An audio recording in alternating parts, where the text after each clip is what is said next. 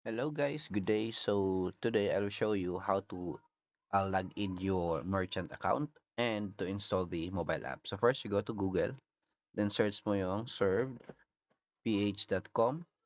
and then log in mo yung merchant account na ginawa mo dun sa main account mo, right? So for in my side, that's this one. So after mo mag-log in, yan yung lalabas, right? So meron nakalagay dito na install app and in case kung wala po yan, meron po dito sa itaas, yung 3 lines sa itaas, 3 dots, yan. And then, sa baba, merong install, create, shortcut. Same purpose lang po yan. So, install app, and then, install.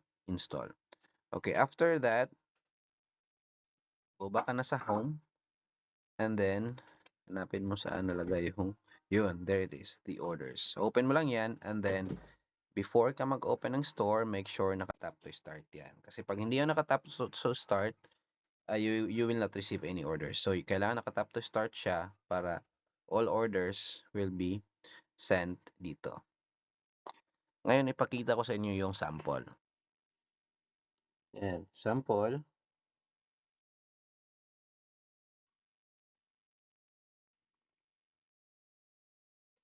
So, subukan natin mag-order. Add, confirm order, delivery,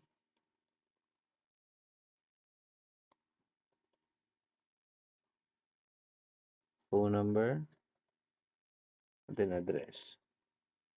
Then use my current location, or pwede nilang i-pin directly. Okay? Allow this time. Yan, pin. Then place delivery order.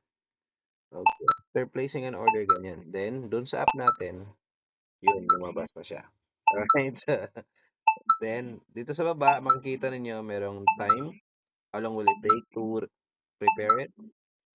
Let's say 20 minutes. Just press 20 minutes.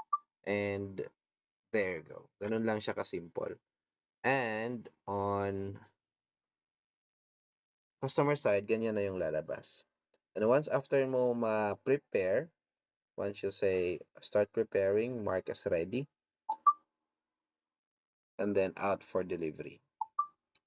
Lalabas din sa customer's view, out for delivery na siya. Alright? And then, para pag-book ng rider, all you have to do is copy the coordinates and go to your whatever delivery app that you are using.